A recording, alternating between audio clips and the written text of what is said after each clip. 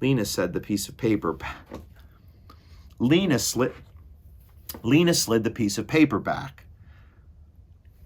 Lena slid the piece of...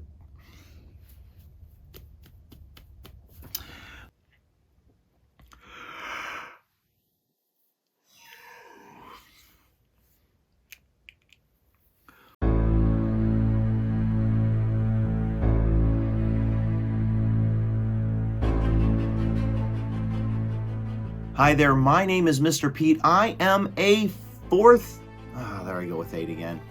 grade teacher. I am currently reading The City of Ember by Jean Duprow, and let's just cut to the chase. We found the box in chapter 6. Poppy and Granny both found it, and Poppy has proceeded to eat whatever was inside. Don't really need to say any more. Now, I'm not mad at all about this. I think it's perfectly fine that Poppy ate the message. No!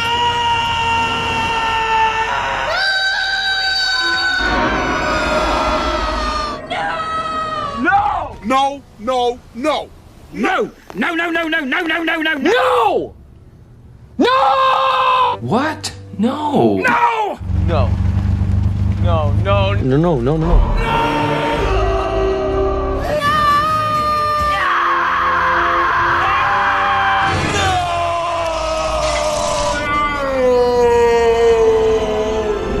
Why would we need to read the message? Probably with the instructions on it.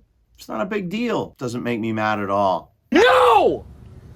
No! Chapter 7, A Message Full of Holes. It was the printing that sparked Lena's curiosity. It was not handwriting, or if it was the neatest, most regular handwriting she had ever seen. It was more like the letters printed on cans of food or along the sides of pencils. Something other than a hand had written those words, a machine of some kind. This was the writing of the builders. And so this piece of paper must have come from the builders too. So if it's not handwriting, what kind of writing is it? Leave comment below.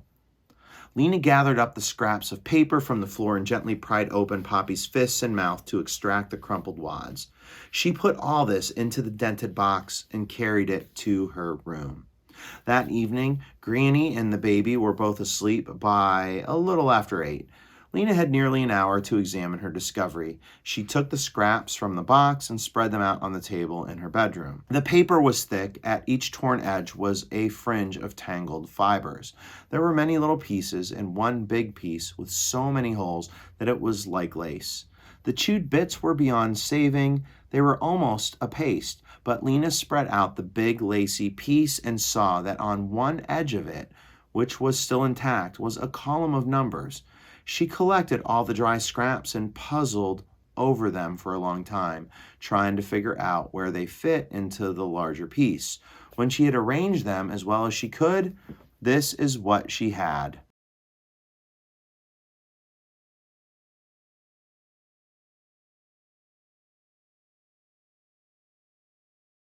I'm not going to try to read this. You can go ahead and read it right here. I'm actually going to put it here so that you can pause it. Obviously, look at it in your book. And what I would recommend is going through it in your book and maybe try to fill in the holes. No pun intended. And obviously a connection. So in holes, we had holes in the ground, and here we have holes in this letter. And listen, you're looking at the letter. I mean, you shouldn't be mad at all at Poppy. Like, this should make you happy, right? If we had the instructions, the book would be over. And it, so it's great. The book's going to be longer. I'm super excited. I'm so glad that Poppy ate the instructions. No! No! Lena could make sense of only a few words here and there. Even so, something about this tattered document was exciting. It was not like anything Lena had ever seen. She stared at the very first word at the top of the page, Instra, and she suddenly knew what it must be. She had seen it often enough at school. It had to be the beginning of instructions. Her heart began knocking at her chest like a fist at a door. Simile. She had found something. She had found something strange and important. Instructions for something, but for what? And how terrible that Poppy had found it first and ruined it. No! No! It occurred to Lena that this might be what her grandmother had been talking about for so long. Perhaps this was the thing that was lost. But of course, not knowing what had been lost, Granny wouldn't have recognized the box when she saw it. She would have tossed it out of the closet just as carelessly as she tossed everything else. Anyhow, it didn't matter whether this was the thing or not the thing. It was a mystery in itself. Whatever it was, and Lena was determined to solve it. The first step was to stick the scraps of paper down. They were so light that a breath could scatter them. She had a little bit of glue left in an old bottle. Painstakingly, she put a dot of glue on each of the scraps and pressed each one into its place on one of her precious few remaining whole sheets of paper. She put another piece of paper on top of this and set the box on top to flatten everything down. Just as she finished, the lights went out. She'd forgotten to keep an eye on the clock on her windowsill. She had to undress and get in bed in the dark. So it's just turning night. It's not the power. She was too excited to sleep much that night. Her mind whirled around, trying to think what the message she'd found might be. She felt sure it had something to do with saving the city. What if these instructions were for fixing the electricity or for making a movable light? That would change everything. When the lights went on in the morning, she had a few minutes before Poppy wakened to work at the puzzle. But there were so many words missing. How could she ever make sense of such a jumble? As she pulled on her red jacket and tied the frayed and knotted laces of her shoes, she thought about it. If the paper was important, she shouldn't keep it to herself, but who could she tell? Maybe the messenger captain? She would know about things like official documents. Captain Fleary, Lena said when she got to work. Would you have time to come home with me later on today, just for a minute? I found something I'd like to show you. Found what? Asked Captain Fleary. Some paper with writing on it. I think it might be important. Captain Fleary raised her skinny eyebrows. What do you mean, important? Oh, I'm not sure. Maybe it isn't. But would you look at it anyway? So that evening, Captain Fleary came home with Lena and peered at the bits of paper. She bent down and inspected the writing. Foal, she said. Axe, rem, aunt. What kind of words are those? I don't know, said Lena. The words are all broken up because Poppy chewed on them. I see, said Captain Fleary. She poked at the paper. This looks like instructions for something, she said. A recipe, I suppose. Small steel pan. That would be what you used to cook it with. But who would have such small, perfect writing? That's the way they wrote in the old days, said Captain Fleary. It could be a very old recipe. But then why would it have been kept in this beautiful box? She showed the box to Captain Fleary. I think it was locked up in here for some reason, and you wouldn't lock up something unless it was important. But Captain Fleary didn't seem to have heard her. Or, she said, it could be a school exercise, someone's homework that never got turned in. But have you ever seen paper like this? Doesn't it look as if it came from someplace else? Not here? Captain Fleary straightened up.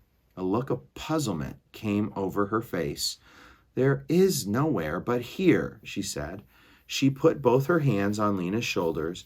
You, my dear, are letting your imagination run away with you. Are you overtired, Lena? Are you anxious? I could put you on short days for a while. No, said Lena. I'm fine, I am. But I don't know what to do about... She gestured toward the paper. Never mind, said Captain Fleary. Don't think about it.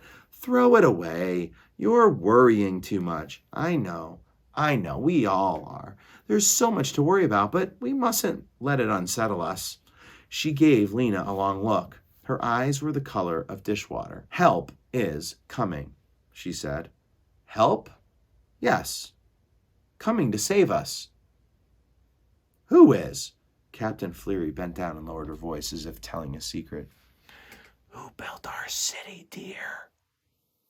The builders, said Lena. That's right. And the builders will come again and show us the way. They will? Very soon, said Captain Fleary. How do you know? Captain Fleary straightened up again and clapped a hand over her heart. I know it here, she said, and I have seen it in a dream. So have all of us, all the believers. So that's what they believe, Lena thought, and Captain Fleary is one of them. She wondered how the captain could feel so sure about it just because she'd seen it in a dream. Maybe it was the same for her as the sparkling city was for Lena. She wanted it to be true. The captain's face lit up. I know what you must do, dear. Come to one of our meetings. It would lift your heart. Oh, we sing.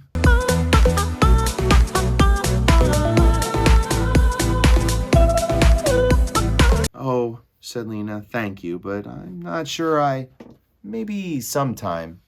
She tried to be polite, but she knew she wouldn't go. She didn't want to stand around waiting for the builders. She had other things to do. Captain Fleary patted her arm. No pressure, dear, she said. If you change your mind, let me know. But take my advice. Forget about your little puzzle project. Lie down and take a nap. Clears the mind. Her narrow face beamed kindness down at Lena. You take tomorrow off, she said. She raised a hand goodbye and went down the stairs. Lena took advantage of her day off to go to the supply depot to see Lizzie Biscoe. Lizzie was quick and smart. She might have some good ideas. At the supply depot, crowds of shopkeepers stood in long, disorderly lines that stretched out the door. They pushed and jostled and snapped impatiently at each other. Lena joined them, but they seemed so frantic that they frightened her a little. They must be very sure now that the supplies are running out, she thought, and they're determined to get what they can before it's too late. When she got close to the head of the line, she heard the same conversation several times. Sorry, the clerk would say when a shopkeeper asked for 10 packets of sewing needles, or a dozen drinking glasses, or 20 packages of light bulbs. There's a severe shortage on that item. You can have only one. Or else the clerk would say, sorry, we're out of that entirely. Forever. Forever. Forever. Forever. Lena knew that it hadn't always been this way. When Ember was a young city, the storerooms were full. They held everything the citizens could want. So much it seemed the supplies would never run out. Lena's grandmother had told her that the school children were given a tour of the storerooms as part of their education. They took an elevator from the street level to a long, curving tunnel with doors on both sides and other tunnels branching off it. The guide led the tour down the long passages, opening one door after another. This area, he would say, is canned goods. Next, we come to school supplies, and around this bend, we have kitchenware. Next come carpentry tools. At each door, the children crowded against each other to see. Every room had something different, Granny told Lena. Boxes of toothpaste in one room, bottles of cooking oil, bars of soap, boxes of pills. There were 20 rooms just for vitamin pills. One room was stacked with hundreds of cans of fruit. There was something called pineapple. I remember that one especially. What was pineapple? Asked Lena. It was yellow and sweet, said Granny with a dreamy look in her eyes. I had it 4 times before we ran out. But these tours had been discontinued long before Lena was born. The storerooms, people said, were no longer a pleasure to look at. Their dusty shelves stood mostly empty now. It was rumored that in some rooms, nothing was left at all. A child, seeing the rooms where powdered milk had been stored, or the rooms that stored bandages or socks or pins or notebooks, or most of all, the dozens of rooms that had once held thousands of light bulbs, would not feel, as earlier generations of children had, that Ember was endlessly rich. Today's children, if they were to tour the storerooms, would feel afraid. Thinking about all this, Lena waited in the line of people at Lizzie's station. When she got to the front, she leaned forward with her elbows on the counter and whispered, Lizzie, can you meet me after you're through with work? I'll wait for you right outside the door. Lizzie nodded eagerly. At 4 o'clock, Lizzie came trotting out of the office door. Lena said to her, will you come home with me for a minute? I want to show you something. Sure, said Lizzie. And as they walked, Lizzie talked. My wrist is killing me from writing all day, she said. You have to write in the tiniest letters to save paper. So I get a terrible cramp in my wrist and my fingers, and people are so rude. Today they were worse than ever. I said to some guy, "You can't have 15 cans of corn. You can only have 3." And he said, "Look, don't tell me that. I saw plenty of cans in the Pot Street Market just yesterday." And I said, "Well, that's why there aren't so many left today." And he said, "Don't be smart with me, Carrot Head. But what am I supposed to do? I can't make cans of corn out of thin air." They passed through Harkin Square around the Gathering Hall and down Roving Street, where 3 of the floodlights were out, making a cave of shadow. "Lizzie," said Lena, interrupting the flow of the talk, "is it true about light bulbs?" "Is what true? That there aren't very many left?" Lizzie shrugged. "I don't know. They hardly ever let us go downstairs into the storerooms. All we see are the reports the carriers turn in. How many forks in room 1146, how many doorknobs in 3291, and how many children's shoes in 2249. But when you see the report for the light bulb room, what does it say?" "I never get to see that one," said Lizzie. "That's one and a few other ones like the vitamin report only a few people can see." "Who?" "Oh, the mayor and of course old Flabface." Lena looked at her questioningly. "You know, Farlow Batten, the head of the storerooms. He's so mean, Lena. You would just hate him. He counts us late if we come in even 2 minutes after 8, and he looks over our shoulders as we're writing, which is awful because he has bad breath. And he runs his finger over what we've written and says, 'This word is illegal. That word is illegal. These numbers are illegal.' It's his favorite word, illegal. Repetition." So it should say illegible. Illegible, illegible, illegible. Not sure why I said illegal. Maybe it's wrong in the book. Or maybe I was really tired. When they came to Lena's street, Lena ducked her head in the door of the yarn shop and said hello to Granny, and then they climbed the stairs to the apartment. Lizzie was talking about how hard it was to stand up all day, how it made her knees ache, how her shoes pinched her feet. She stopped talking long enough to say hello to Eveline Murdo, who was sitting by the window with Poppy on her lap, and then she began again as Lena led her into her bedroom. "Lena, where were you when the big blackout came?" she asked, but she went right on without waiting for an answer. "I was at home, luckily, but it was scary, wasn't it?" Lena nodded. She didn't want to talk about what had happened that day. "I hate those blackouts," Lizzie went on. "People say there's going to be more and more of them, and that someday—" She stopped, frowned, and started again.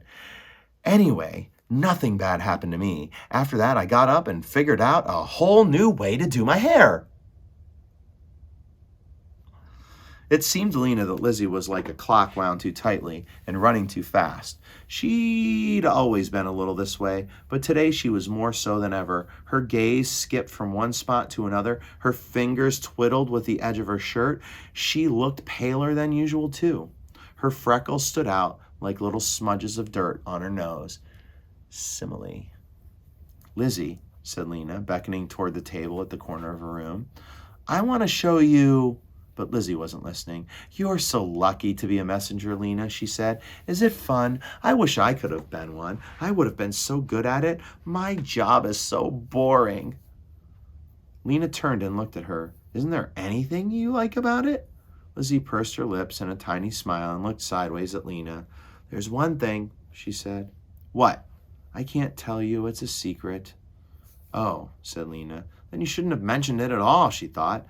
"Maybe I'll tell you someday," said Lizzie. "I don't know." "Well, I like my job," Lena said, "but what I wanted to talk to you about was what I found yesterday. It's this." She lifted the box away and took up the piece of paper covering the patched together document. Lizzie gave it a quick look. "Is it a message someone gave you? That got torn up?" "No, it was in our closet. Poppy was chewing on it. That's why it's torn up, but look at the writing on it. Isn't it strange?" "Uh-huh," said Lizzie. "You know who has beautiful handwriting? Myla Bone, who works with me. You should see it. It's got curly tails on the Y's and the G's and fancy loops on the capital letters. Of course, Flabface hates it. He says it's illegible." Lena slid the piece of paper back over the pasted down scraps. She wondered why she had thought Lizzie would be interested in what she found. She'd always had fun with Lizzie, but their fun was usually with games, hide and seek, tag, the kinds of games where you run and climb. Lizzie never had been much interested in anything that was written on paper. So Lena quietly put the document back in its place, and she sat down with Lizzie on the floor. She listened and listened until Lizzie's chatter ran down. "I'd better go," Lizzie said. "It was fun to see you, Lena. I miss you." She stood up. She fluffed her hair. "What was it you wanted to show me?" "Oh, yes, the fancy writing. Really nice. Lucky you to find it. Come and see me again soon, all right? I get so bored in that office." Lena made beet soup for dinner that night, and Poppy spilled hers and made a red lake on the table. Metaphor. Granny stared into her bowl, stirring and stirring the soup with her spoon, but she didn't eat. She didn't feel quite right, she told Lena. After a while, she wandered off to bed. Lena cleaned up the kitchen quickly. As soon as her chores were out of the way, she could get back to studying her document. She washed Poppy's clothes. She sewed on the buttons that had come off her messenger jacket. She picked up the rags and sacks and boxes and bags that Granny had tossed out of the closet. And by the time she had done all this and put Poppy to bed, she still had almost half an hour to study the fragments of paper. She sat down at her desk and uncovered the document. With her elbows on either side of it and her chin resting in her hands, she pored over it.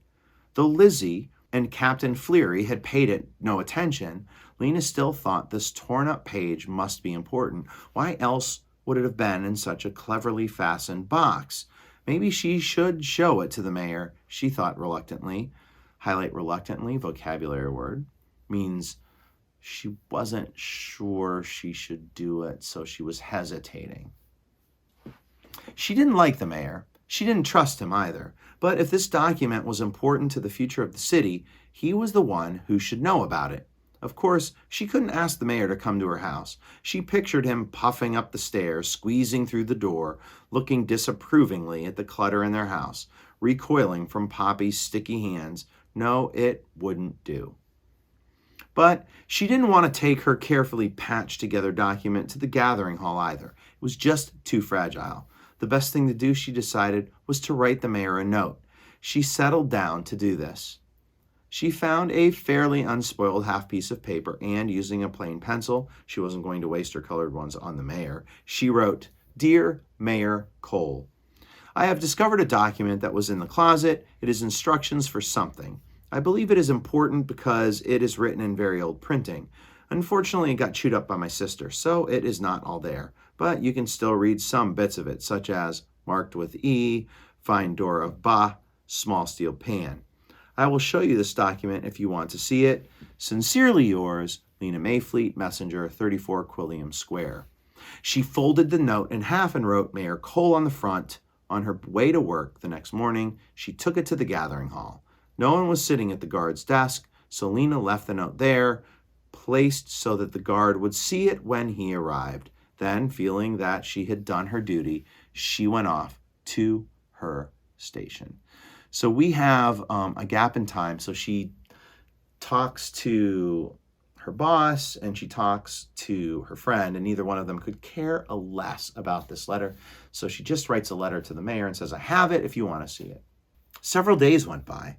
The messages Lena carried were full of worry and fear. "Do you have any extra baby drink? I can't find it at the store. Have you heard what they're saying about the generator? We can't come tonight. Grandpa B won't get out of bed." Every day when she got home from work, Lena asked Granny, "Did a message come for me?" But there was nothing. Maybe the mayor hadn't gotten her note. Maybe he'd gotten it and paid no attention.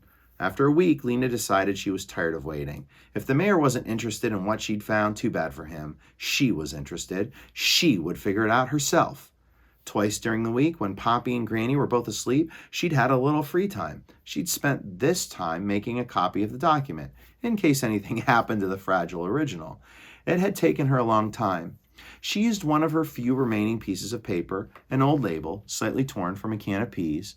The copy was as accurate as she could make it, with the missing bits between the letters carefully indicated as dashes. She had tucked it under the mattress of her bed for safekeeping. Now she finally had a whole free evening. Poppy and Granny were both asleep, and the apartment was tidy. Highlight, vocabulary word. Tidy means very clean and not in a mess.